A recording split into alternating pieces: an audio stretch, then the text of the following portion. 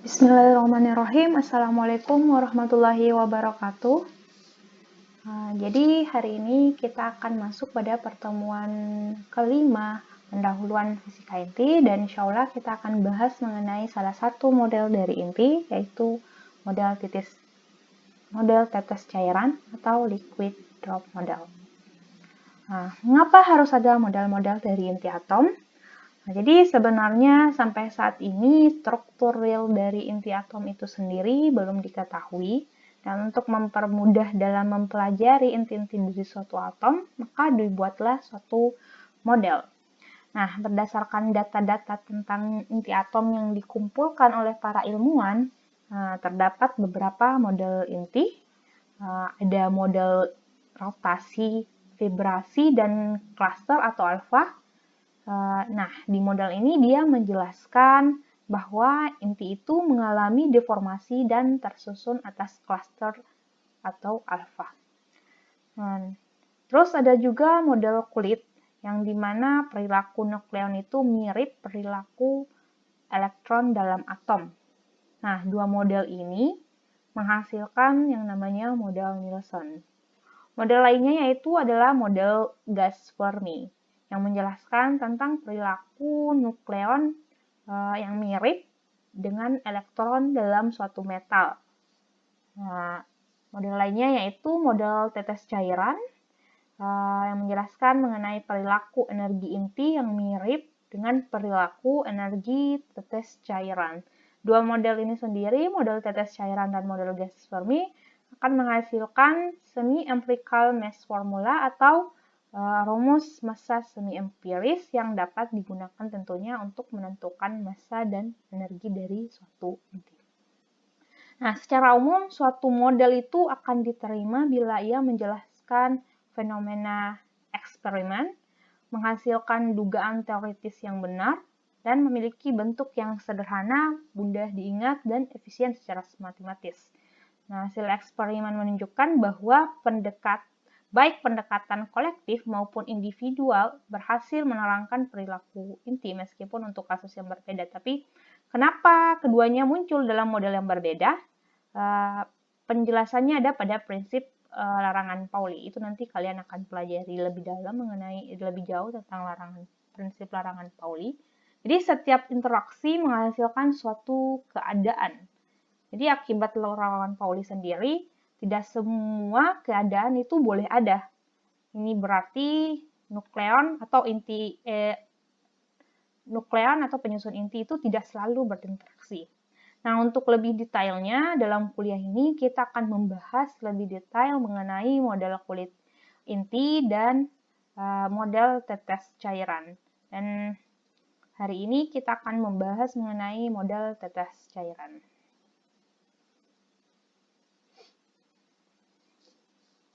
Jadi, seorang ilmuwan yang bernama Weizsäcker, dia mendapati bahwa sifat-sifat inti itu berhubungan dengan ukuran, massa, dan energi ikat.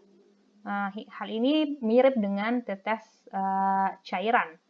Nah, pada tetes cairan itu kerapatannya konstan, ukurannya berbanding lurus dengan jumlah partikel atau molekul dalam tetesan, atau energi ikatnya berbanding lurus dengan massa atau jumlah partikel yang membentuk tetesan. Nah, nukleon-nukleon yang ada di permukaan nukleus itu mendapatkan gaya tarikan yang kuat ke arah dalam nukleus yang cenderung menjadi bulat seperti setetes cairan. Jadi, model tetes cairan itu mengandaikan inti sebagai tetes cairan fluida Tacma 4 yang tersusun oleh nukleon, yaitu gabungan proton dan neutron yang terikat oleh gaya nuklir kuat. Jadi, dalam model tetes cairan ini dia tidak memerinci secara lebih jauh sifat individual nukleon, tapi menerangkan sifat kolektif nukleon yang sekaligus merepresentasikan sifat inti. Nah, model ini juga sempat dibahas oleh ilmuwan-ilmuwan seperti George Gamow dan dikembangkan oleh Niels Henrik David Bohr dan John Wheeler. Jadi dengan menganalogikan inti sebagai tetes cairan nukleon, inti itu diasumsikan punya sifat seperti intinya tersusun atas nukleon yang tak termampatkan. Jadi jumlah jari-jarinya itu sebanding dengan A pangkat sepertiga. Jadi perilaku ini setara dengan sifat tetes cairan, di mana ukurannya berbanding lurus dengan jumlah molekul penyusunnya. Jadi semakin banyak molekul penyusun dari intinya, maka semakin besar juga ukurannya. Nah, berdasarkan rumusan itu, kita dapat menghitung bahwa energi ikat per nukleon itu dapat dirumuskan sebanding dengan A-nya atau jumlah total nukleonnya. Jadi dalam tetes cairan itu ada yang dinamakan efek volume. Makin besar jumlah total nukleonnya atau A-nya, makin sulit untuk melepaskan proton dan neutron dari inti. Jadi kalau secara matematis kita tuliskan bahwa energi ikatnya sebanding dengan total nukleon atau nilai A-nya. Kalau kita mau ubah sebanding ini menjadi sama dengan, otomatis akan ada suatu nilai konstanta yang kita namakan sebagai AV. Ini namanya konstanta dari efek volume itu sendiri, yang nilainya kita peroleh dari hasil perhitungan, yaitu 15,5 mega elektron volt. Nah, kalau kita buat grafik energi ikat per nukleon dari rumusan ini, maka akan diperoleh grafik yang tidak sesuai dengan data eksperimen. Jadi dia akan nilainya konstan, energi ikatnya akan konstan. Jadi sempat saya jelaskan bahwa ada grafik energi ikat per nukleon itu dia seperti ini. Dia seperti ini secara eksperimen. Tapi kalau kita gunakan rumusan ini, maka energi ikatnya itu akan konstan. Jadi dia akan lurus seperti ini. Jadi untuk membuat dia sesuai dengan data eksperimen, kita butuh suatu suku koreksi untuk mengoreksi persamaan ini. Jadi untuk memahami kehadiran suku koreksi, kita lihat asumsi kedua dari model tetes cairan. Nah, di model tetes cairan itu gaya inti antar nukleonnya hanya efektif untuk nukleon tetangganya langsung. Jadi kalau dalam tetes cairan itu, efek permukaannya mirip dengan tegangan permukaan pada cairan. Jadi sejumlah nukleon pada permukaan inti tidak sepenuhnya mempunyai tetangga terdekat. Jadi di permukaan itu berbeda di dalam inti. Kalau di permukaan dia tetangganya sedikit. Kalau di bagian inti dia tetangganya banyak. Ada atas, bawah, depan, belakang, kiri, kanan. Kalau di permukaan dia mungkin hanya ada di tetangga samping kiri, kanan, dan atas bawahnya. Sehingga nukleon di permukaan inti kurang terikat dibandingkan nukleon di dalam inti. Nah, jika inti atom itu dianggap seperti bola sempurna yang luasnya 4πr0 kuadrat A pangkat 2/3, maka kita peroleh energi ikatnya, yaitu minus dari suatu nilai konstanta dari efek permukaan ini, AS, yang kita namakan AS, dikali A pangkat 2/3. Nah, AS itu berdasarkan hasil perhitungan adalah 16,8 mega elektron volt.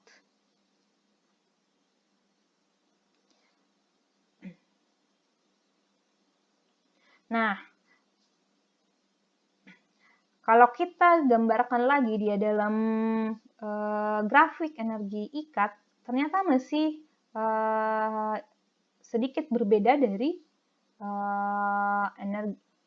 energi ikat per nukleon yang secara eksperimen. Sehingga kita butuh suku koreksi lainnya.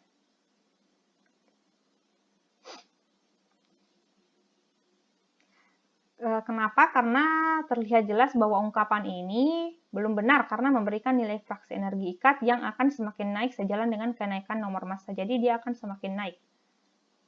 Jadi dia bukan konstan, tapi dia akan semakin naik grafiknya. Nah, faktor koreksi berikutnya itu muncul dari kecenderungan proton untuk saling menjauh. Dan tentunya mengurangi nilai energi ikatnya. Jadi suku koreksi berikutnya adalah efek dari energi Coulomb. Nah, jika jumlah proton adalah Z, jadi jumlah proton adalah Z, maka energi elektrostatiknya adalah ZE kuadrat per R. Ingat hukum Coulomb. Dengan R adalah jari-jari inti.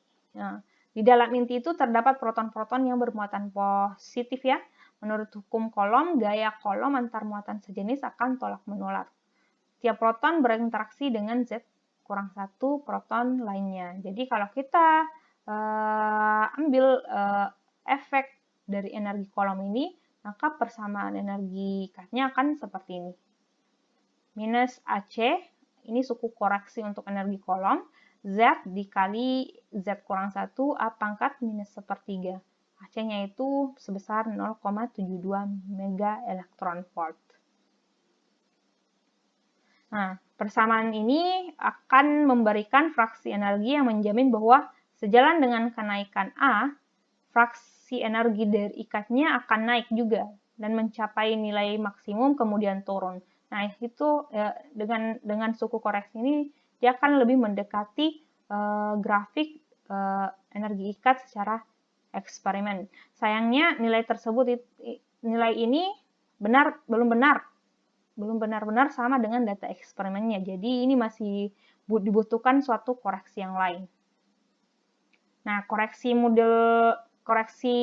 berikutnya itu muncul dari model kulit.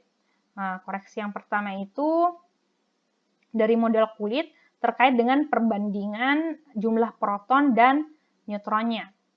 Nah, menurut larangan Pauli, dua buah proton atau dua buah neutron, ini kita misalkan dua buah neutron, itu dia tidak bisa menempati suatu keadaan yang sama menurut larangan Pauli. Nah, dengan demikian, satu tingkat energi hanya bisa ditempati maksimal 4 nukleon, yaitu sebuah neutron spin up, spin down, dan sebuah proton spin up dan spin down. Nah, untuk inti simetris, nilai N-nya itu dia sama dengan jumlah Z-nya. Jadi jumlah neutronnya itu sama dengan jumlah protonnya kalau untuk inti simetris. Sebaliknya untuk inti asimetris, jumlah proton dan jumlah neutronnya itu dia tidak sama, atau apakah N-nya jumlah neutronnya lebih sedikit daripada jumlah protonnya ataukah sebaliknya. Nah, suatu penyimpangan dari keadaan ini menimbulkan energi asimetrisnya menjadi seperti ini. N kurang Z sama dengan A kurang 2Z. Nah, kalau kita turunkan, dia akan menghasilkan energi ikat sebesar minus asim atau asimetri. Ini suku koreksi untuk energi asimetri dikali A kurang 2Z di pangkat 2 per A. Asimetrinya itu adalah 23 mega elektron volt.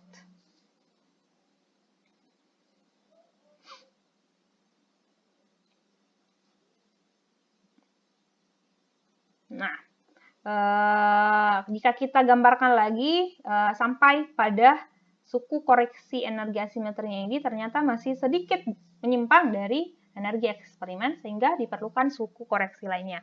Nah, suku terakhir itu berasal dari kecenderungan terjadinya pasangan proton dengan pasangan neutron. Jadi proton dengan proton, neutron dengan neutron untuk mencapai inti yang lebih stabil. Nah, kalau kita tuliskan untuk energi pairingnya itu kita simpulkan sebagai Do. Nah, ada 3 keadaan ini, dia bernilai plus, minus, atau 0, tergantung nilai N dan Z-nya. Jadi jika nilai N dan Z-nya genap, maka nilai Do-nya itu plus. AP A minus 3/4, Do-nya minus pada saat dia N dan Z-nya ganjil, dan Do-nya 0 itu pada saat jumlah proton dan neutronnya adalah ganjil. AP-nya sendiri itu bernilai 34 mega elektron volt. Adapun nilai-nilai yang berbeda yang mungkin kalian temukan di buku referensi-referensi lainnya terkait nilai AP, asim, AC, dan AS-nya itu mungkin hanya sedikit perbedaan kecil itu berdasarkan konstanta yang digunakan apa. Nah, kalau kita gabungkan keseluruhan dari suku koreksi tadi, mulai dari volume, permukaan, kolom, asimetri, dan pairing, maka akan dihasilkan suatu rumus massa semi-empiris sebesar ini. Jadi energi cut-nya ini suku koreksi dari energi volume AVA dikurang energi kolom, energi simetri, energi surface atau permukaan, dan energi asimetrisnya, dan ini juga energi pairingnya. Nah, kita peroleh energi cut seperti ini, dan untuk massanya sebesar ini. Jadi Z dikali massa hidrogen 1 ditambah jumlah neutron dikali massa neutron dikurang energi cut yang dihasilkan dari sini per C kuadrat. Jadi dari model tetes cairan ini kita akan dapat mengetahui nilai energi cut suatu inti dan massa suatu inti. Nah, di dalam tabelnya itu terkadang ada suatu inti yang tidak diketahui massanya. Nah, kita dapat menggunakan rumus ini untuk mencari massanya dan menentukan energi cut-nya berapa. Nah, seperti yang saya jelaskan sebelumnya, untuk suku koreksi dari energi volume energi, dia AVA itu B sama energi cut-nya sama dengan AV dikali A, itu dia akan menghasilkan grafik yang konstan. Nah, kalau kita tambahkan dia dengan memberikan suku koreksi pada energi permukaan, maka grafiknya dia akan semakin besar untuk kenaikan nilai A. Jadi dia akan semakin besar untuk peningkatan nilai A. Nah, ini cukup jauh dari nilai eksperimen. Jadi nilai eksperimen ini yang seperti ini ya. Ini. Jadi kalau kita tambahkan di energi kolomnya atau kita buat koreksi untuk energi kolomnya, maka grafiknya sampai yang orang sini. Nah, untuk simetri dia hampir sama dengan energi kolomnya. Terus apabila kita sampai pada energi pairing dan asimetrinya, dia akan lebih mendekati dengan nilai eksperimen. Jadi, tanda negatif yang ada pada rumusan ini menunjukkan bahwa energi masing-masing dari suku koreksi energi kolom, energi surface, energi asimetri, dan energi asimetri ini akan mereduksi energi ikat inti. Jadi, dia akan mengurangi nilai energi ikat inti dari yang tadinya di atas sini sampai mendekati nilai energi ikat inti secara eksperimen.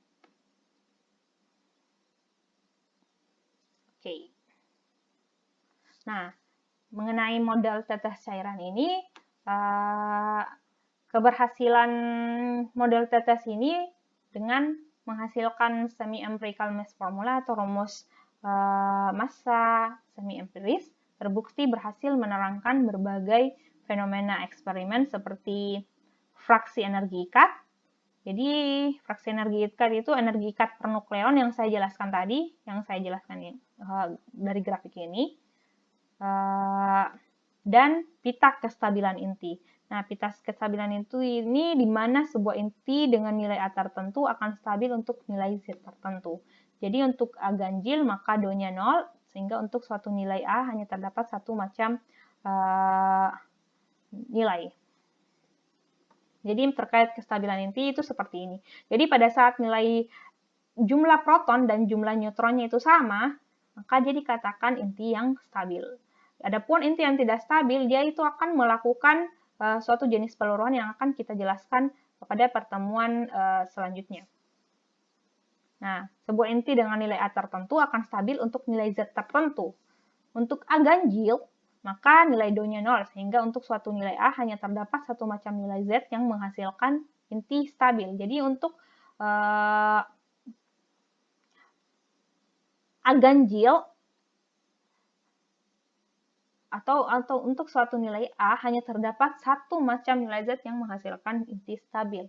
Nah, untuk A genap, maka terdapat lebih dari satu nilai Z yang menghasilkan inti stabil. Jadi kondisi state timbang diperoleh pada saat energi ikat per nukleonnya maksimum. Oke, ini tentang kestabilan inti.